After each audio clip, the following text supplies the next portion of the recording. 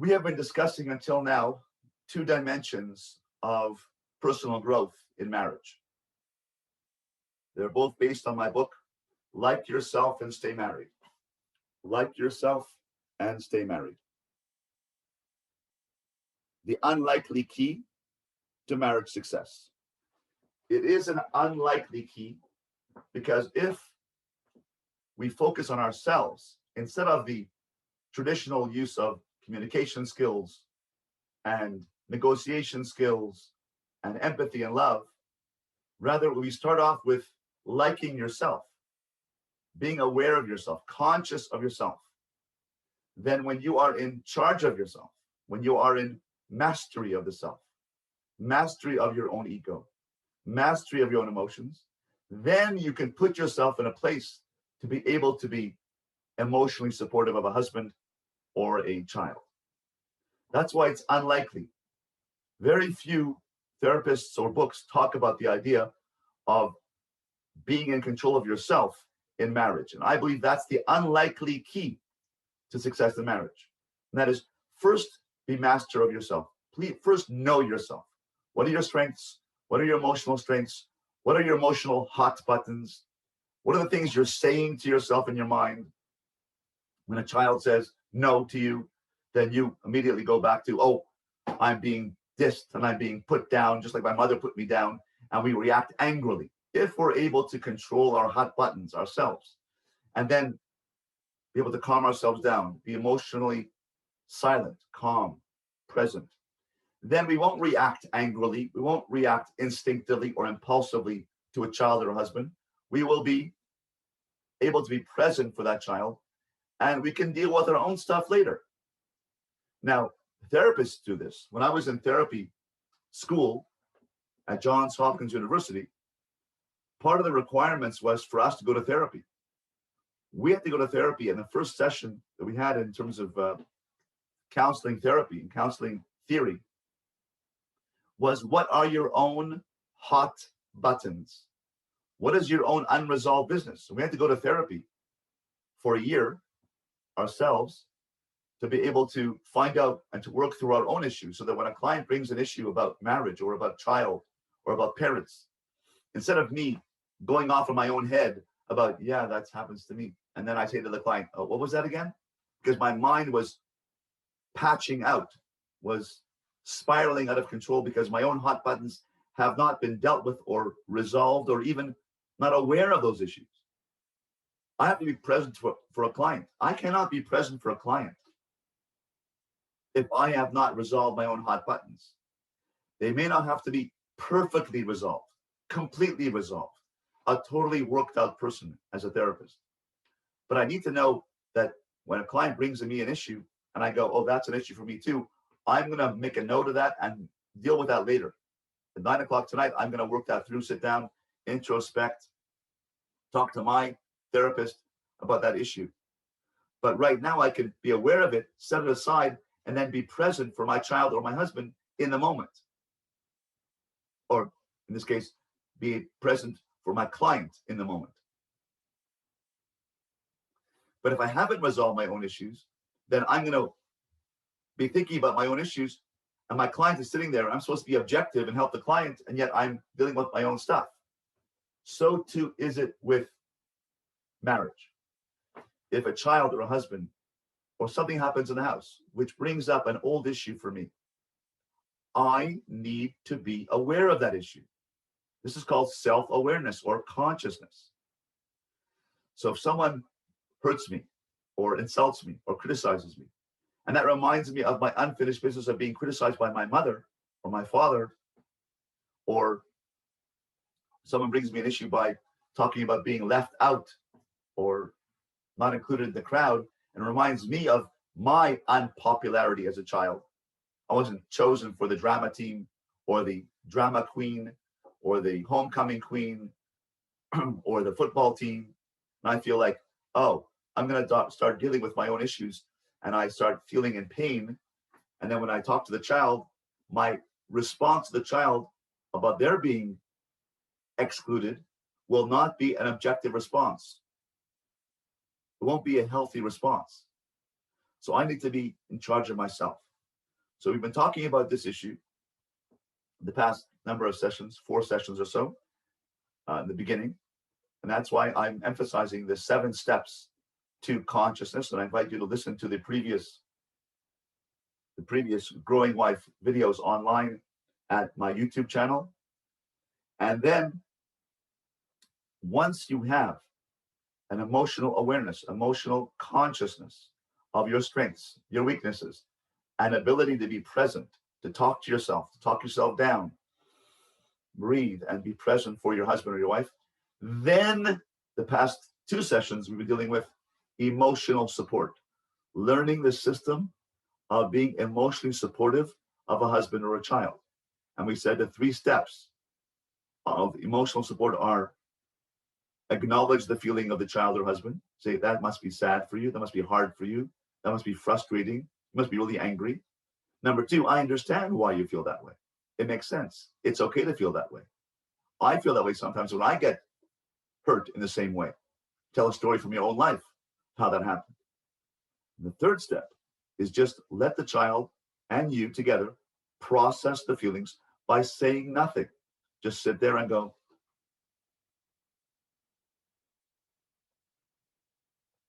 Now, this is really important to be able to be comfortable with that awkward silence. When we were dating, we always thought that you had to keep speaking because otherwise it wasn't a good date, because you got to keep talking. If you're silent or reflecting, it means you have nothing to talk about. In this case, it's the opposite. Once you've acknowledged the feeling and named the feeling and accepted the feeling, understand the feeling. So number 1 is name the feeling. Number 2 is understand and accept the feeling. Number 3 is let the child or husband think about it, process it. Let them work it out. You're there for them. You're there with them to help them work it out just by being there.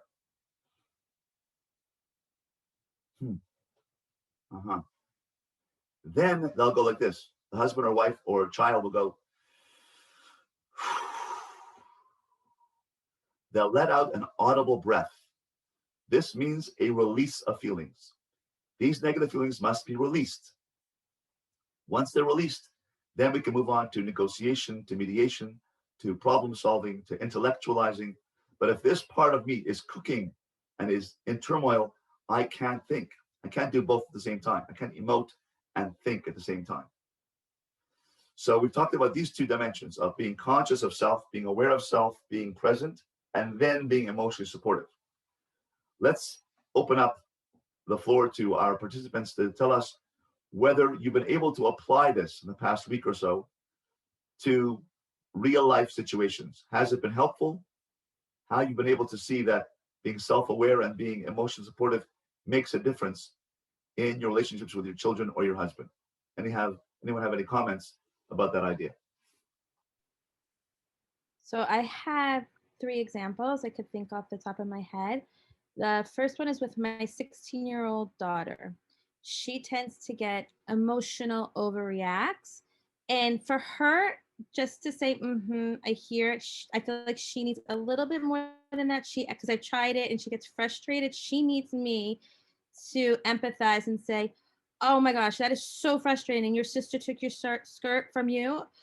And I try not to problem solve for her, but just give over the emotion that she's going through. And I noticed that helps her a lot. And then she kind of releases once I acknowledge her feelings instead of trying to problem solve or say, well, how about the time you borrowed your sister's skirt? Instead of throwing it back in her face, I tell her her feelings. And I noticed, and honestly, my instinct is to say, you just used your sister's skirt the other day without asking. That's my instinct.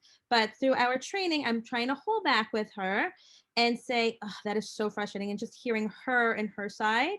And at first she doesn't even believe me because she's taken back and saying, but you always take her side. I'm like, but I didn't. I'm telling you how you're this is how I hear that you're feeling really frustrated. So she's also like a little bit like my approach is shocking her a little bit into like thinking about the situation more. That's the 16-year-old. So that helped with me reflecting her, like mirroring her emotion. And then I have a 9-year-old son who tends to be on the side of dramatic. And I always want to rush in and problem solve for him. So for him, it worked out really well When last week, when we just role played in our session last week, and I just said, wow, oh, just grunts, word, like just hearing him. And for him, that helped a lot. Just to just to focus on, to stop whatever I was doing, like we practiced last week, and just look at him and say, and just him having my full attention helped a lot. And I have to be completely honest, my third example is my most challenging, my husband. For some reason, for me, it comes easier with my children to be more supportive, but I am more aware now. So even if I get angry and I react, I'm aware now that that's not how, it's not going to be, it's not going to help our situation. And last night we actually had a date night where we went out, and I wanted to ask him a question. I even prefaced it with like, oh, I think I know what the answer is going to be, but like, how do you feel about this? And he gave me a resounding no. And I was so hurt. And my first reaction was to shout back at him in any angry way that I could. And it's easy for me to press his buttons too, but I actually stopped and I was very upset. And I said to him, I feel hurt. You just gave me like a flat out no without hearing me, without listening to me, without thinking about my question fully. And he took a step back. And he's also been listening to your class with you, Rabbi Roll. So he was able to communicate with me using the same skills. So we were able to get over that bump a lot easier than in the past. But I do have to stop and pause, and which is more challenging for me than with my kids. That's very, very, very powerful examples. And I want to share with you 3 points about what the 3 examples you just gave us. Number one, your 16-year-old, you realized that when you use the technique of, oh, I see, which works with the 9-year-old, it did not work with the 16-year-old. So the systems that we're putting into place now, when we're learning, we're training, we're learning the systems of emotional support are not monolithic. They're not across the board.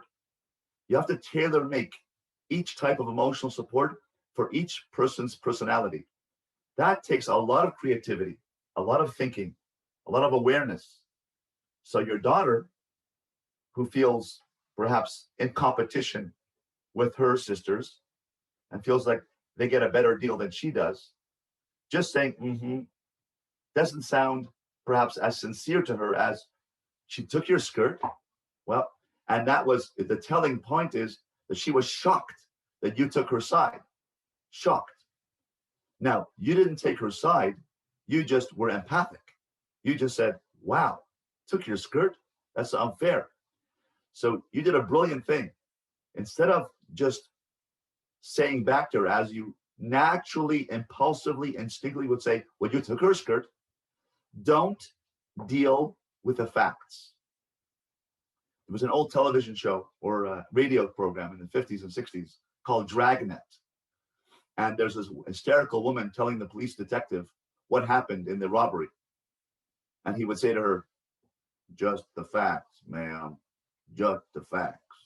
Just stay with the facts. Don't give me the emotional hysteria along with it. In this case, it's the opposite. Saying the facts that she also took her sister's skirt and she deserves it is not appropriate, because dealing with children and husbands has nothing to do with the facts. The facts come later. You can deal with the facts after emotions are calmed down. This is a brilliant, brilliant awareness on your part that the oh, I see, did not work with your 16-year-old. It did work with your 9-year-old. So we have to be very selective, very creative, very aware of what each child or each husband, only one husband, needs to be able to relate to them and to emote with them and to be emotionally supportive in a unique way. That was brilliant. The second thing is with your 9-year-old, when you say, oh, and we did that exercise last week from our book, How to Talk So Children Will Listen. How to Talk So Children Will Listen, and How to Listen So Children Will Talk by Adele Faber and Elaine Maislish. And we did some examples from that book, which I urge you to get. Fantastic illustrations and role plays in that book. The whole idea that we talked about last week is about just turning to the child and hearing. Why? Because you as a mother are bigger.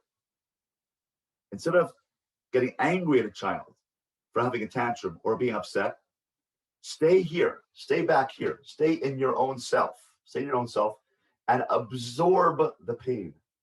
So what you're doing when you're saying, oh, oh, wow, I see. Huh. Oh. Saying those words or those expressions, right, shows that you're here, you're present, you're bigger than the child, or you're bigger than the husband. And therefore you're emotionally stable, emotionally aware, conscious, and you can absorb the pain. It's like you're embracing the child with the words. The third area with your husband, I guess, is a more challenging situation. It's easier to be empathic with a child than it is with a husband because we have this ongoing up and down, give and take relationship with our husband and our wife. So it's here where a lot of work has to be done for ourselves and for our relationships. And that is that when the husband is insulting or is hurting, right, hurting us, or the spouse is hurting us, we have to also be bigger than the situation. Why? Because we've been doing the work on an ongoing basis of saying, I'm okay, I'm good, I'm my will of strengths, I'm an emotional, beautiful place. And I think it's very, very important to make it a natural process to always go to your natural, beautiful place. When you go to natural place all the time, all day long, not just twice a day, 3 times a day, but all day long going, 1 second, who am I? 1 second, hold it. Go to my waterfall, go to my Engedi, go to my orchard, go to my Hawaii place, go to my Grand Canyon place. And that beautiful place represents my true self, my best self. And the way to get there is to say, ask yourself one simple question. Who am I? Who am I? 1 second. Who am I? Go to my beautiful place. Where's my waterfall? Automatically, I go to my waterfall. I feel happy by being in that beautiful place. And then I ask the second question, which is, and what does this waterfall represent about me? My soul is seeing itself in the waterfall. The waterfall to me is creative. 1 second, I'm going to go to the waterfall. 1 second. I access my creative self. Who am I? Creative. Then I have to be creative in the moment by figuring out a creative way to deal with the husband's issue. So when I use that tool of going to my beautiful place, whether it's Hawaii, if you go to a mountain, the Grand Canyon, it means that you are strong, you are powerful, you're a visionary, you're creative. If you go to a place of the beach or water, it's a place of gentleness, compassion, warmth. When we get insulted and hurt, and our egos are hurt, we get disconnected from ourselves. We become in exile from ourselves. We become distant from our true selves because our ego takes us over. So when your husband said to you, no, ow, right? If you would have responded in the moment, ow, and say, don't talk to me that way. Why are you doing that to me? That's your ego speaking. That could be your little girl speaking, your little child self saying, I've always been told no by my mother and father, and you're telling me no also? Well, no, I'm not having that. Don't tell me no. Don't talk to me that way. Well, you're going to escalate the argument. Someone has to be bigger. So when you go, no, oh, second, let me go to my beautiful place. Hold on. And where is your beautiful place? The ocean. The ocean. So you go to the ocean, you imagine the waves, and the waves flowing toward the shore. That represents 2 dimensions of who you are. They are the compassionate, nurturing, loving person, as well as the boundary person, which is the shoreline has a boundary which says no. But you don't have to react from the angry, instinctive, impulsive, no, don't know me, right? Because that's not a self-aware person. That's a person who's not conscious of themselves. But if you go to your true beach, your true ocean, and you go, I'm really compassionate, hold on. I do have boundaries. And then you responded and said, that hurts my feelings. When you said no, you didn't listen. So that de-escalated the situation. That was brilliant. So even though it's challenging with a husband or a wife, but here you did a brilliant thing. You automatically went to a, I'm hurt by that, did not react from your instinctive, impulsive self by saying, don't talk to me that way. What's the matter with you? Let's leave. Would have ended the evening. Rather, and I want to tell you what you did. What you did was you went to your ocean self, perhaps subconsciously or unbeknownst to you. I want you to do it consciously. Go to your ocean self all the time.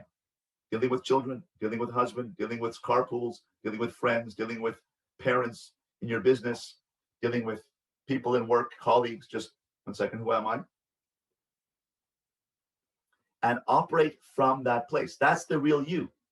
That's the consciousness, the awareness of self. When you operate from your kind, nurturing, empathic self, you will not be instinctively, impulsively angry. Because when you're in a compassionate state, you can say to your husband, that was hurtful. Can we talk about that again? And you just said no. So that puts you in an incredible place. And it's a perfect example of how the 7 steps lead to you being emotionally serene so that you can respond in a healthy adult fashion, as opposed to your little child responding and saying, don't you know me? Don't you say no to me? You're dissing me, right? Let's get out of here. What's this? What kind of date this night is this? And this happens all the time. We escalate because we're not present. Our little child is present. My inner child or my ego is present. My ego is not me. My ego is a sum total of all my memories and my experiences that have affected me, but that's the me. I want to go to the soul. I want to go to the true self, the higher self, the ennobled self, not from here.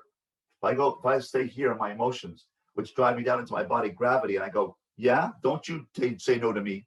Don't talk to me that way, right? That's from here to here. My body, my heart, and my body are reacting angrily. But if I go 1 second, go to my soul state, go against gravity 1 second, go to my ocean 1 second. Takes 3 seconds. Where am I 1 second? Compassionate. Then you access this and you go, you just said no without talking it through. Could we try that again? Can we revisit that? And you were able to talk it through and you weathered that. That was fantastic. I'm just giving you the mechanics now of what happened. Instead of going down into gravity by saying, don't say no to me, into the body and be wired and be angry like a coiled spring, you said 1 second, I'm aware. Who am I? 1 second. It's not going to be helpful. 1 second. Go to my ocean. Nurturing self. There are boundaries. I'm going to say my boundary, but I'm going to say it from a place of serenity, a place of inner consciousness where I am a nurturing, kind, loving person. And as you've said many times, you do it very well in your profession as an early intervention childhood expert, running child programs and preschool programs. You're very empathic with children. And you're very empathic with the parents, and because they're not threatening you, right? But a husband is threatening me, and it brings out my own inner child. So you always have to be able to go autopilot to your beautiful place. I would go to my waterfall place. I would access my creativity and solve the problem from creativity. Someone else would maybe go to the Grand Canyon and go strength, conviction, leadership. I'll solve it for my leadership self. You went to the ocean, your beautiful place where you feel calm. That's your flowing, because waves flow, they give, they nurture, but they don't only nurture and get taken advantage of. They have a border. The borderline is the shoreline. It says until here. So therefore, you can say to yourself, I am not going to be spoken to that way, but I'm not going to convey that message with a caustic, angry edge on my voice, which is going to lead nowhere. It's going to escalate the relationship. So if I'm self-aware and I start to like myself, right? If I like myself and stay married, like myself, by liking my ocean self, I love my oceans. I love who I am. I love how God made me. He gave me an ocean self, a nurturing self. That's God's gift to me. That's God in me. That's God flowing through me. when I'm aware of that relationship with God, relationship with my higher self, or relationship with my noble self. But that takes work. We call this in Hebrew avodas Hashem. Serving God is not only in synagogue on Saturday. Serving God is on Tuesday talking to your husband at a date night. That's serving God. Because Judaism is not a religion. Judaism is a system for personal growth to become the best person I can become. I'm not going to be the best person I can become if I react angrily and say, don't you say no to me. Don't you criticize me. Don't raise your voice to me. That's not serving God. That's serving God for my ego. If I go beyond my ego, go to my beautiful place, go to my soul, and you did it beautifully by saying, you just said no. You said it with a warm wave, like an ocean tone, a wave tone. You just said no without talking it through. Can we talk it through? And he was taken aback by your unusual, unlikely response, and you talked it through. Now, this is a crucial piece in my book called I Messages. On page 13 of my book, Like Yourself and Stay Married, I speak about, yes, you can express your feelings of upset, but not using the word you. You are so lazy. You are so inconsiderate. And I gave some examples here. You're allowed to complain to your spouse or boss or mother or children and your bad hair day, but you can't complain to your spouse about your spouse. You cannot make such comments, following comments, even if they are true. Like, you are embarrassing. You are lazy. You are inconsiderate. You are being unfair. You are letting yourself go. You are getting fat. You are not a good provider. So you would say, can't I be honest with my spouse? If I can't be honest with my spouse, who can I be honest with? Can't I tell them these things? How else are they going to grow? The answer is, I am not their teacher. I am not their clergyman. I am not their mashgiach, if you will, their supervisor. So I can be honest about my feelings, but not telling them what to do. Rather, say I messages, not the I messages, but the letter I. And you can say, I am feeling frustrated. I am feeling upset. I am hurt. I am embarrassed. I am disappointed. I am feeling lonely. I am feeling unloved. I am feeling distant from you. So you can use the I messages. If you say you are pointing a finger and forcing the other person into the defensive. You're forcing them onto the defensive where they are pushed into a corner where they have to defend themselves. You. Yeah, well, what about you? But a technique to de-escalate an argument is to say, I am feeling upset. What do you think a person would say if you say, I'm upset, I'm hurt right now? They would say, I don't want to hurt you. I'm sorry you're upset. How can we work this out? Soon as you say I'm feeling, you disarm the argument, you de-escalate, and the other person will say, not feel threatened or attacked or criticized. They will feel like, oh, I can help this person, even though they were the cause of it, perhaps. Their comment or their actions were the catalyst. So by saying, I am upset, you're validating the spouse by saying, you're here, I'm here, but I'm uncomfortable with the situation. But they're not that you are making this bad. You are making me angry. You are making me upset.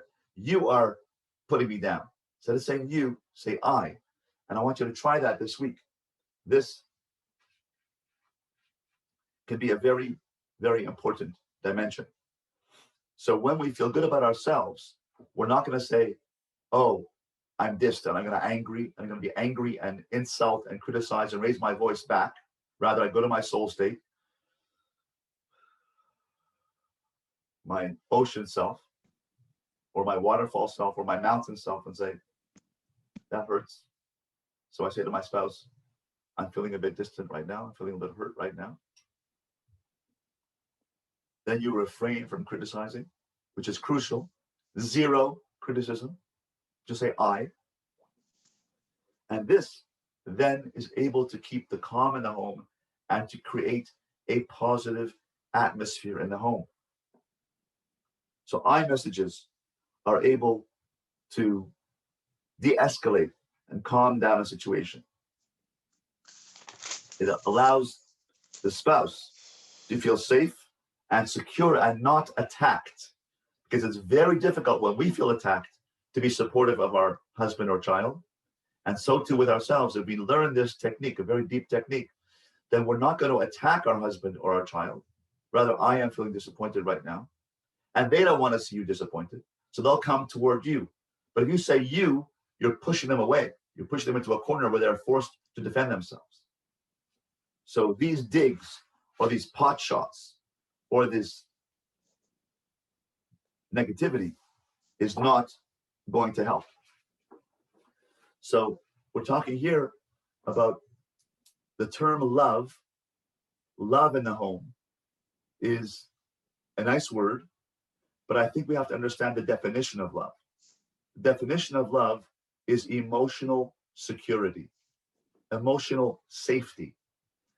Out there in the world, there's competition, there's cutthroat competition, trying to make a living, trying to pay your mortgage, trying to, pay the bills. And there's a lot of attacks on us out there in the world. It's a very capitalistic, free enterprise, cutthroat situation. But in my home, in our homes, we need to have a break, a respite from that cutthroat competition by creating emotional safety and security. That is necessary to create an atmosphere of love. But love doesn't happen by itself. Love happens by creating emotional safety. Can everyone please unmute yourself for a sec? Thank you. So when we create this emotional safety, emotional security, that gives the basis for a loving, supportive, qualitative, healthy relationship. But we have to create that atmosphere by being healthy ourselves, emotionally healthy, not criticizing the spouse, just saying, I'm hurt right now. I'm feeling sad right now. I'm feeling distant from you right now. Say it, but say it from your beautiful place. Say it from your healthy place. Say it from your place of serenity and equanimity, which is really your soul, which is much deeper than your own ego. Don't respond from your ego. Just go get your soul state. 1 second. And the soul state is much bigger than the ego. The ego is going to get hurt because it's the sum total of our interactions, our memories, our negative interactions throughout our life, and our ego is hurt. But if we go beyond the ego and access the soul by going to the soul state, beautiful place, and respond from there by saying, I'm hurt right now. You're not going to say you're not going to attack. You're going to create an emotional atmosphere of positivity. That's what love means. Love means an atmosphere of emotional safety, emotional security. And we have to have our wisdom. We have to use our wisdom to be able to achieve that. We have to be wise to create emotional safety in the house. So that's an important point of emotional awareness, that our job as a parent, and as a husband or a wife, is to create that place of emotional safety.